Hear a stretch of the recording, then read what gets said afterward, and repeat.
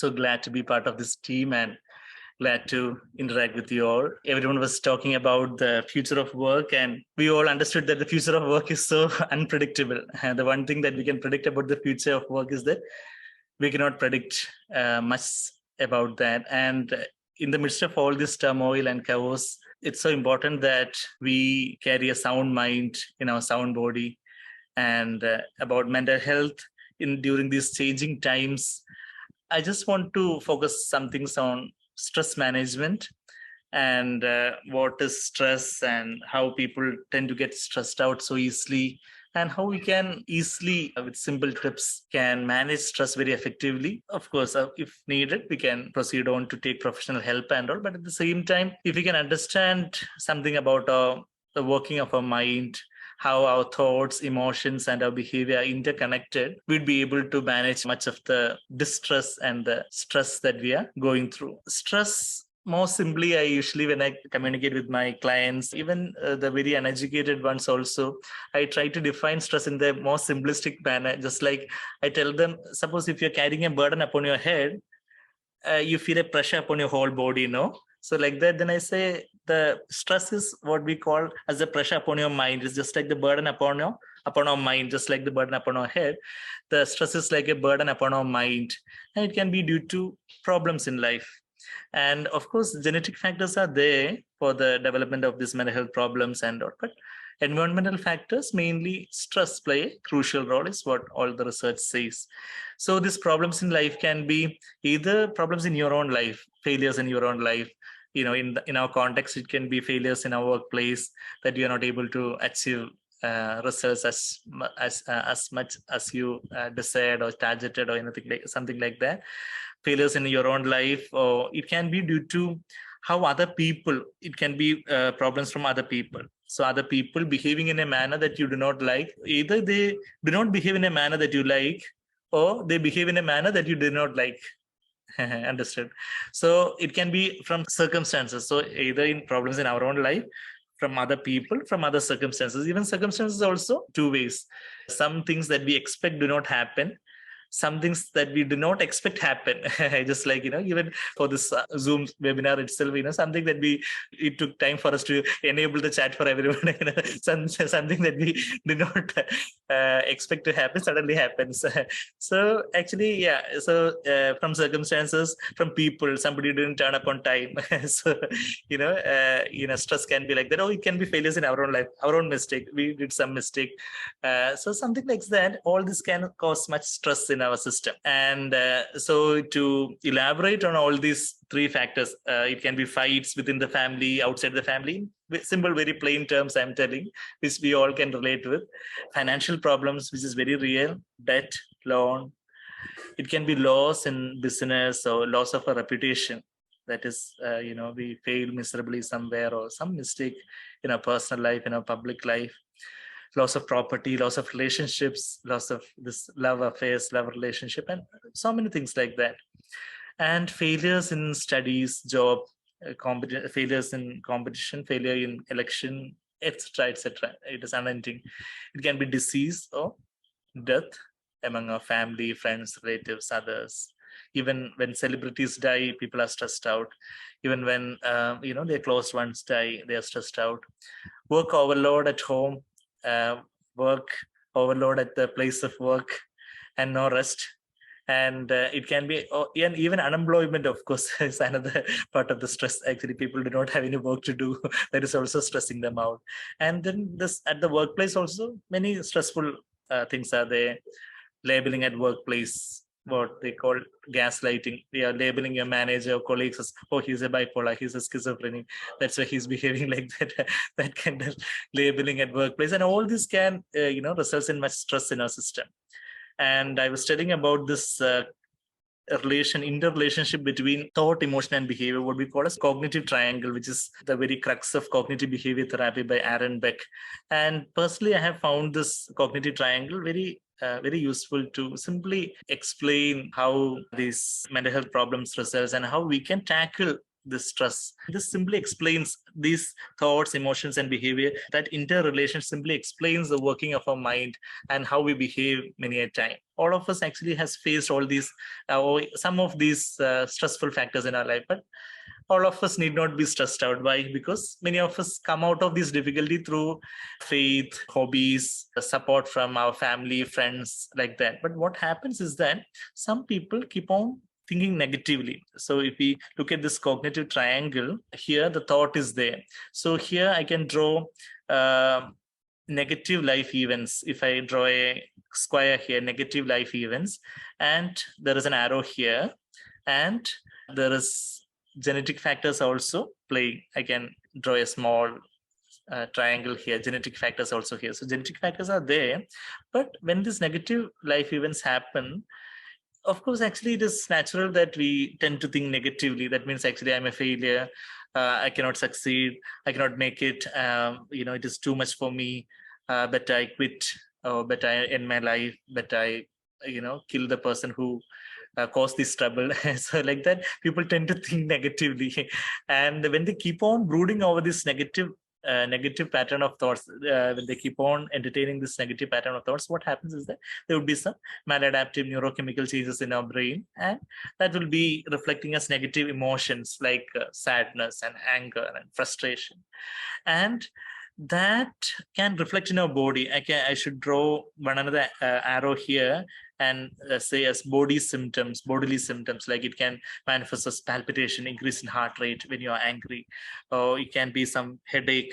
Many bodily symptoms can be there. Many bodily symptoms can be there, but there won't be any bodily causes. Without the physical cause, there will be some physical symptoms. So that is why we say mind and body are very much interrelated, mind-body relationship. So this negative emotions will reflect as even chest pain.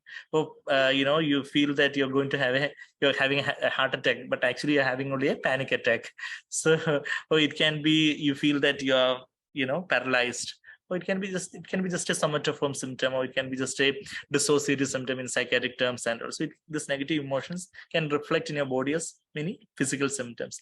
And these negative emotions will reflect as negative behavior, like you feel angry at everybody, you do not want to interact with anybody, you want to shut yourself up in some room. So that will result in negative behavior, and that will reinforce the negative thoughts. You feel very self-pity. Oh, I am like this, or my colleagues are like that, and they have achieved how I was, and now how I am. And that self-pity thoughts and negative thoughts will be reinforced. And again, this vicious cycle, negative emotions and negative behavior. And that will result in many mental health problems, like even depression. Sometimes they get out of touch with reality, what we call psychosis, where they will have delusions and hallucinations. In our previous corporate mental health seminar, I was telling about enumerating the many symptoms of mental health and all, which is available in the YouTube even now for referral and all. Now I'll be just focusing a few minutes on the 5 steps of stress management, mainly the spiritual and psychological aspect. Physical exercise and diet, of course, everybody knows. Even psychological aspect also is much well known. But in a spiritual angle, I'll just try to say in a simple acronym of C, with a letter, with some 7 or 8 sentences starting with the letter C. I'll see how we can realign our thoughts. I was telling about this cognitive triangle. Spiritual, if I add spiritual angle to this thought pattern, what I mean by spiritual angle, I'll just explain. And then the psychological angle to this behavioral changes or behavioral modification, then there will be changes in the emotion. So first I'll tell about the spiritual aspects, meaning actually when you're feeling so much stressed out, suppose actually there is a great burden upon your head, what will you do? You'll cast off that burden. So of course, actually most of us, if not all of us, believe in some superpower. So you can cast all your burdens unto the Almighty. Some people call it nature or superpower or some unseen force or whatever. And I prefer to call it God. So cast your burdens unto Him and take it in prayer. Keep the glass down. I do not have time to explain all that, but if I keep this glass for 1 minute, it won't cause much harm to my body. But if I keep this glass for 1 hour, my hands will start aching. If it's for 1 day or 1 week, or if I keep on holding it for 1 month, you cannot imagine, all our hands will become numb. So like that, even if it is a small thing, it's a small negative thought, it's a small grudge or unforgiveness about somebody, or small negative anxious thought. But if you keep on entertaining that thought, then what will happen? You will be stressed out. You will be numb. You will be emotionally numb. You won't be able to enjoy life. Won't be able to enjoy the usual pleasurable things in life. So keep the glass down. Take a break, cast your burdens, and even the hairs of your head are numbered. I do not have time to go through all that. Two concentric circle. What I will say is that small circle, which is the present, and the larger circle where the future and the past are there. The present, we can live in the present, casting all our burdens unto the Almighty and do whatever we can at this present moment. And also we can prepare for the future rather than worrying about the future. About the past, we can learn lessons from our failures of the past rather than blaming the past and condemning ourselves. So that two concentric circles. Then the next C, first C I was telling about the casting of burdens. Next C is counting your blessings. Rather than seeing everything from a negative perspective, see the half glass full rather than the half glass empty. Many of you know that simple allegory that we say, if there is a cup that is half full, we can either say it is half full or half empty. It depends on the way that we look at. So don't just focus on the negative aspects or the failures alone. See the half glass full. Even if there is a dark spot on a white sheet of paper, everybody will be saying that, oh, there is a dark spot. But see the great white sheet. Of course, dark spots are there, but appreciate the white sheet of paper in your life and being grateful for the simple things that we have. Like many a time we worry about things that we do not have, but count your blessings. Name them one by one, and it will surprise you what the Lord has done. Being grateful for little things that you're able to breathe in and out. You're able to hear what I'm saying now. You're able to move your limbs, or whatever you can see, hear, and whatever even somebody here is not able to see, or whatever some handicap we have many other blessings which many other people do not have. And know that there is some control. Everything is under the sovereign control of somebody above. Without his knowledge and permission, there is a sovereign control. Without his knowledge and permission, nothing happens. And considering from everything from a higher long-term perspective, just like the things that are very large on the earth will appear very small when we look from an aeroplane. And I'm telling about this pale blue dot. Many of us would be familiar with this photo from Voyager 1 of NASA. This small pale blue dot is nothing but our Earth that we're living in. Our Earth is so huge. Now it is nighttime here in India and in US, where Marcus and Dan and Kevin and all are there. It is bright daylight and such a great globe we are part of. But it is just a tiny blue dot when compared to the whole universe. So the many big problems that we think that we have are small when we know that everything is in the control of the one who created us. So, and think about something that you're very much worrying about now. 100 years from now, will you be worried about the same? Even sometimes actually 2 hours from now, we won't be worrying about that. Or sometimes 2 weeks from now also, you won't be worrying about that. So when we see things from a higher long-term, larger perspective, we'll become more calmer. And consider the lesser fortunate. There are many people who are, many a time actually when clients come to me for consultation, for counseling and all, even yesterday or day before yesterday, I was telling somebody who lost their loved one, son or daughter or somebody. And I was telling, of course, I understand, you're really stressed out, but of course, there are people who are suffering much more than us also on this earth. They are also living. So don't be in the pit of self-pity, but consider the lesser fortunate, be grateful, see in a positive perspective. When we realign our thoughts in that way, then there will be positive emotions also. Like when you are grateful, you'll be more happier. And see the purpose in all these trials. Crush to comfort. I use the example of this grape and wine. The grape has to be crushed to get good wine. The wheat has to be crushed to get good bread. So like that, we are going through some crushing experiences, so that when we are going through that crushing experiences, we get some gems of some experience, some comfort, some values with which we'll be able to comfort many other people in future. And we can encourage many others, saying that I have also been through many trials and failures in my life, but I made it, and you can also make it. And you'll be a good counselor. Even if you're not a professional counselor, you'll be able to cheer up many hearts through your trials. So see the purpose in trials and conform to his likeness. What I mean is that I use the example of gold refined by fire. Gold is purified in fire. So even if you're going through some fiery trial, fiery stressful situation in your job right now, or uncertainty in your job, and you are worrying about the future of work, so everything has a greater purpose to make us purer, to make us stronger. And everything is to bring us closer in fellowship with the Almighty. I would say, I use the example of a little child suppose actually a little child is seeing something scary, what will the child do? Child will always scream and run to the parents and cling on to the parents. Like that, you cling on to your loved ones and cling on to the one who created you. So closer in fellowship, see the purpose. So with this realigning of thoughts, actually there will be more and more positive emotions in your system.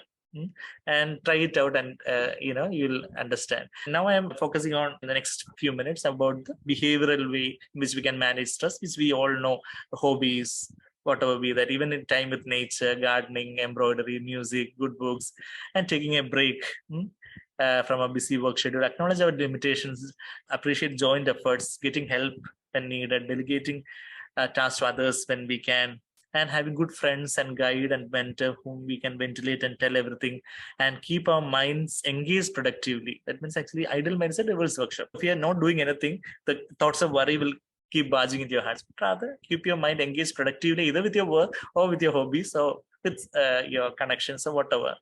And ventilate to the Almighty, ventilate to your loved ones, ventilate to your professional counselor if needed, writing a diary about what you're going through, deep breathing exercises, JPMR, Jacobson's progressive muscle relaxation exercises, which are very famous. Even the YouTube and Google, if you search, the steps are all there. Muscle relaxation, muscle groups can be contracted and relaxed in a guided manner. And there is guided imagery, which is also a very simple psychological technique to feel stress-free when we are in a stressed out situation. And about this, we were hearing about AI and robotics and how many mental health apps are there to help us to assess our mental condition, to pick up mental health symptoms and all. And sleep for preferably 8 hours, not less than 7 hours, will help in the regulations of cytokines, which will help in improve our immunity. And forgiving others, don't hold grudges. It will lessen your stress hormones levels like cortisol. Appreciate and help others, charity as much as you can, which will improve your serotonin in your system. Have good time schedule, prepare ahead, short targets and achieve, and you will have some good dopamine release. Have good family and good friends and connections, then you will have more release of oxytocin, the love hormone, the cuddle hormone in your system. And good physical exercise. I'm telling about the first and second part. Then the third point of stress management, physical exercise, of course, will release endorphins, which are good happy hormones in our system. And even after a half an hour of walk, we feel happy because there is endorphin release in our system. And if we do it in bright daylight with sunlight exposure, we will get enough vitamin D also. Vitamin D dysregulation also can cause mood swings and mental health problems, and even apart from other physical number of problems. And good diet, of course, the fourth point, avoiding the junk foods and more of fresh fruits and vegetables, good proteinaceous food, moderate non-veg, the usual things that we all hear about every day, which many people hear about but seldom practice. Then medicines also, don't be scared about psychiatric medicines. There are very good psychiatric medicines with nil significant side effects, and if prescribed in the proper manner under good supervision and all, it can really help people to come out of their stress and live better quality of life. And consider troubles as challenges. Whatever troubles that come through, take it as a challenge to grow further, to become stronger. So people who haven't undergone any trouble or trials in their life will be very weaklings. They will be very weak people. But when we have undergone much trouble in our life, it can either make us bitter or better, as somebody said. So don't make the troubles make you bitter, but rather let those troubles make you better as we follow all the things that we were seeing. And together we will overcome. We are not alone. Together we are all there together, and we will overcome. Thank you. Thanks for listening.